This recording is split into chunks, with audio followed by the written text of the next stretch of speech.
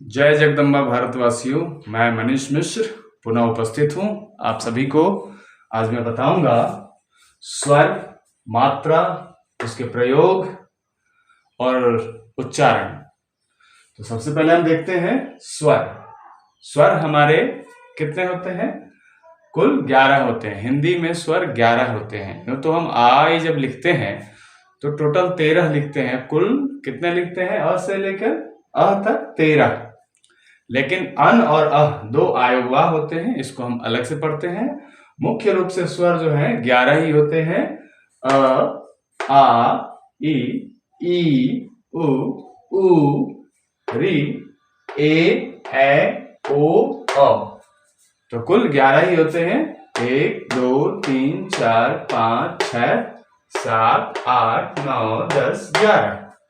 तो इस प्रकार 11 स्वर होते हैं और 11 स्वरों का अलग अलग कार्य है। ये सारे स्वर व्यंजन में मिलते हैं और व्यंजन में मिलते हैं तब एक नया रूप धारण करते हैं, एक नया वर्ण निर्माण होता है जिसे व्यंजन कहते हैं। जो हम क ख ग से लेकर और ह तक, ये तो ज्ञ और स्र तक पढ़ते हैं, किंतु वर्ण जो होते हैं, वर्ण में दो प्रकार होते हैं, स्वर वर्ण और व्यंजन वर्ण।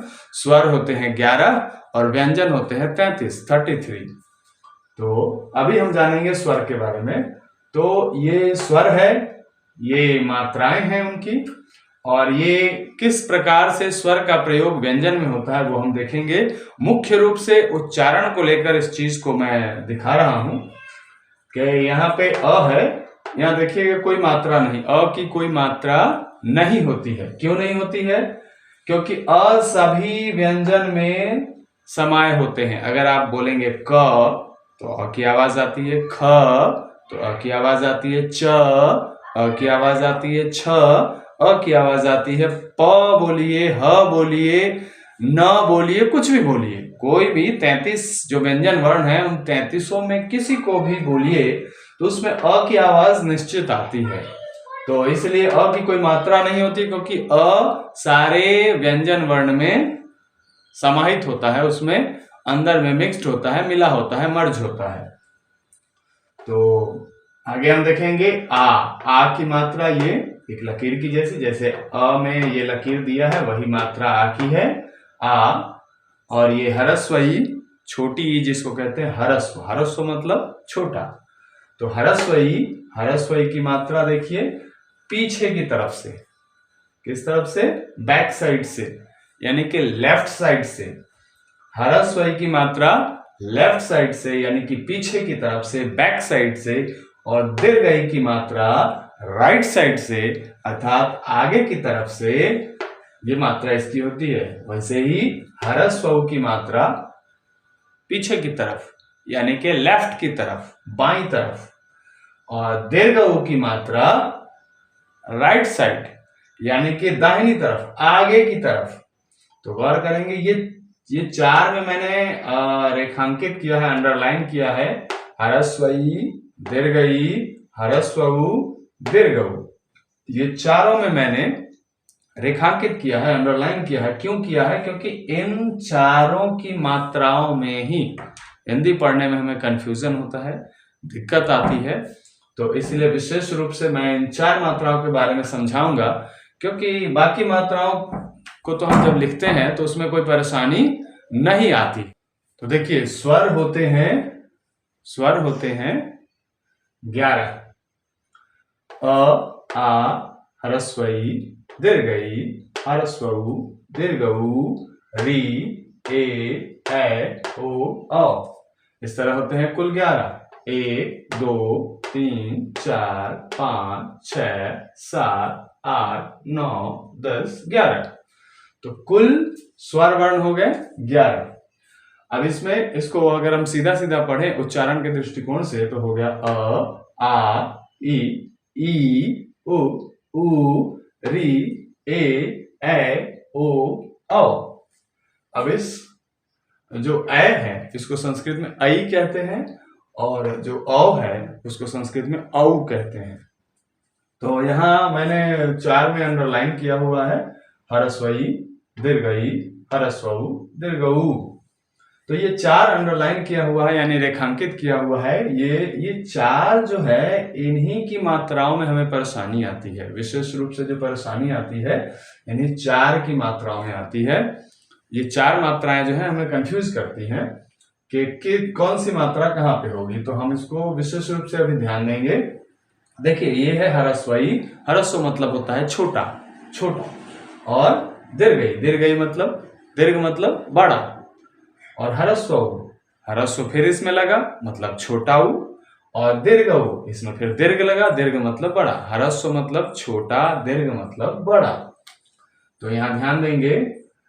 तो जो छोटा है, मान लेते हैं कि आपके परिवार में या कहीं भी 2 भाई बहन हैं या 2 भाई हैं, तो जिसका जन्म पहले हुआ तो वो हो गया बड़ा, और जिसका जन्म बाद में हुआ, बाद मतलब क्या, पीछे, बाद का अर्थ क्या हुआ, पीछे, तो बाद में जिसका जन्म हुआ वो हो गया छोटा।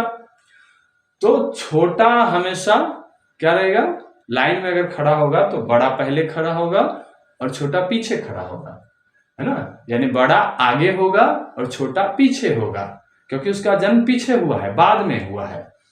तो देखिए यहां ह्रस्वई की जो मात्रा है पीछे से है, क्योंकि इसका जन्म पीछे हुआ है, बाद में हुआ है। और दीर्घई की मात्रा आगे से है, आगे अर्थात पहले, क्योंकि इसका जन्म पहले हुआ है। तो जो बड़ा भाई है वो आगे होगा, अर्थात बड़ी की मात्रा जो होगी आगे से होगी। और ह्रस्वई छोटा है तो इसका जन्म बाद में हुआ यानी पीछे हुआ, तो इसकी मात्रा पीछे से है। वैसे ही ह्रस्व ऊ में है, इसकी मात्रा पीछे की तरफ, लेफ्ट साइड, बाईं तरफ। और बड़े ऊ की मात्रा आगे की तरफ यानी राइट साइड। तो ये हो गया लेफ्ट, पीछे की तरफ मात्रा, छोटा है तो। और ये हो गया राइट, राइट साइड, दाईं तरफ, यानी आगे की तरफ इसकी मात्रा। तो ये 4 मात्राएं हमें कंफ्यूज करती हैं कि इन मात्राओं को हम आगे से लिखें कि पीछे से लिखें, फिर उच्चारण में प्रॉब्लम आती है। तो उच्चारण का देखते हैं हम कि ये है की और ये है की, ये है कु, ये है कु। तो हम शब्द बना लेते हैं ताकि हमें शब्द से क्लियर हो। तो छोटी ई की मात्रा से हम शब्द अगर किसान लेते हैं, किसान, तो किसान नहीं कहा, यह एक किसान है। तो किसान है अर्थात कम समय लगा, की बोलने में कम समय लगा। तो जिस मात्रा में कम समय लगता है उसके उच्चारण में, उसे बोलने में, वो छोटी की मात्रा या छोटे ऊ की मात्रा होती है। और जिस मात्रा को बोलने में ज्यादा समय लगता है वो बड़ी ई या बड़े ऊ की मात्रा होती है। तो देखेंगे यहाँ पे कीमत, क्या बोला, इसकी कीमत कितनी है। तो कितनी बोला तो की में कम समय लगा, और कीमत बोला इसकी कीमत कितनी है ना। अब जैसे किसी वस्तु के बारे में बोलेंगे यह किसका है, तो किसका बोलने में काफी कम समय लगा। और अगर हम बोलेंगे यह किसका है, यह सामान किसका है, तो ऐसा तो अशुद्ध लगेगा, गलत लगेगा, हमें खुद पता चल जाएगा कि किसका है, नहीं किसका है, यह सामान किसका है ना। किसी वस्तु के बारे में अगर हम बोलते हैं तो यह वस्तु किसकी है, ना कि किसकी है ना। तो उच्चारण यहाँ पे देखेंगे, जब हम बोलते हैं कुमार, है ना, कुसुम, तो कुसुम नहीं कहते हैं या कुमार नहीं कहते हैं, है ना, कि उसका नाम रेखा कुमारी है या रंजन कुमार है, ऐसा नहीं बोलते, कुमार बोलते हैं, रेखा कुमारी और रंजन कुमार।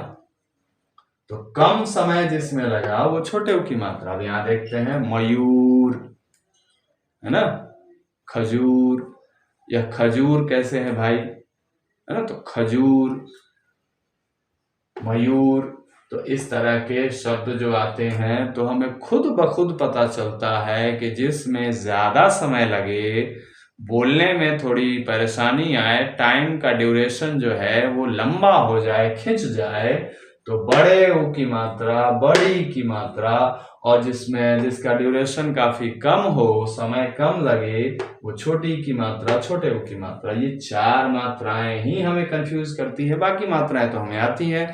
हम जब मान लेते हैं कि कृपा बोलेंगे, कृष्ण बोलेंगे, तो हमें री की मात्रा खुद समझ में आती है।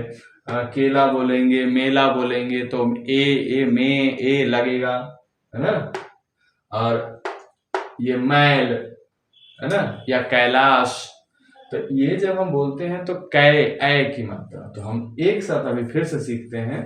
हमने बताया अ सभी व्यंजन वर्ण में होते हैं ना। अ जो होता है सभी व्यंजन वर्ण में समाहित होता है। तो क, प, च, ट, न, य, कुछ भी बोलिए आप, तो उसमें मिला हुआ होता है, क्योंकि हम सभी जानते हैं कि स्वर 11 और व्यंजन होते हैं 33 क से लेकर ह तक, है ना। आगे संयुक्त व्यंजन होता है जो कि मिला हुआ रूप, उसकी चर्चा हम आगे करेंगे। तो यहाँ पे हम देखते हैं क, तो अ की आवाज आ गई, का, आ की आवाज आ गई, इसकी मात्रा भी ये वाली मात्रा कट के यहाँ आ गई है। और की, ई की मात्रा आ गई, की बड़ी की मात्रा यानी दीर्घई की मात्रा आ गई। कु, छोटे ऊ की मात्रा, कु, बड़े ऊ की मात्रा, क्री, री की मात्रा, है ना। इस पे गौर फरमाइएगा। बहुत से लोग जो हैं जब बच्चों को सिखाते हैं तो 12 खड़ी सिखाते हैं, है ना। कुल 12 सिखाते हैं, ये 13वें को नहीं सिखाते हैं। जैसे 12 खड़ी जो सिखाते हैं उसमें कन और कह भी होता है, तो उसको जोड़ के 12 होते हैं। इसको और इसको, अन और अ को जोड़ के, कन और कह को जोड़ के। लेकिन हमें जब भी सिखाना चाहिए तो 12 खड़ी नहीं 13 खड़ी सिखाना चाहिए। जैसे कि इसको, ये जो क्री है इसको छोड़ दिया जाता है। री की मात्रा जनरली नहीं सिखाते हैं। काका की जब सिखाते हैं तो उसमें री की मात्रा नहीं सिखाते हैं, जो कि सिखाना चाहिए। बच्चे को शुरू से पता चलना चाहिए कि री भी जैसे आई में री है, वैसे काका की में भी क्री है, इसकी मात्रा होती है। इसकी मात्रा यहाँ से कट गई, वही ABCD के सी की तरह यहाँ पे मात्रा लग गई।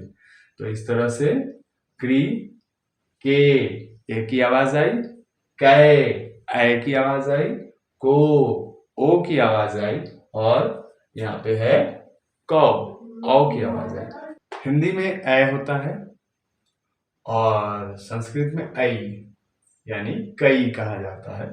हिंदी में औ होता है और संस्कृत में होता है कौ, औ, है ना। अब आगे हम देखेंगे आयोगवाह। जो आई में हम सीखते हैं अन और अ, उसको आयोगवाह कहते हैं, है ना। ये न स्वर होता है ना ही व्यंजन होता है। ये अ स्वर है और ये जो अनुस्वार है यानी न का रूप अन, ये है व्यंजन। ये अ स्वर है और ये जो विसर्ग है आधे ह का रूप, ये है व्यंजन। इस तरह स्वर और व्यंजन मिक्स्ड होते हैं, मिले हुए होते हैं, इसीलिए इसे आयोगवाह कहा जाता है। तो अन, अनुस्वार, ये विसर्ग। इसके अलावे हम अनुस्वार और एक चंद्रबिंदु जिसे अनुनासिक कहते हैं, नासिका से उच्चारित होती है, तो अनुनासिक जो है चंद्रबिंदु, इसको भी हम अलग से पढ़ते हैं। तो अगर हम किसी के साथ मिलाए तो क अनुस्वार हो गया कन और क विसर्ग हो गया क। इस संस्कृत के शब्द में विसर्ग ज्यादातर प्रयोग होता है, जैसे दुख, अतः, है ना, पुनः, इस तरह के बहुत सारे शब्द होते हैं उसमें विसर्ग का प्रयोग होता है। ये है आधा ह यानी ह हलंत, है ना। और ये है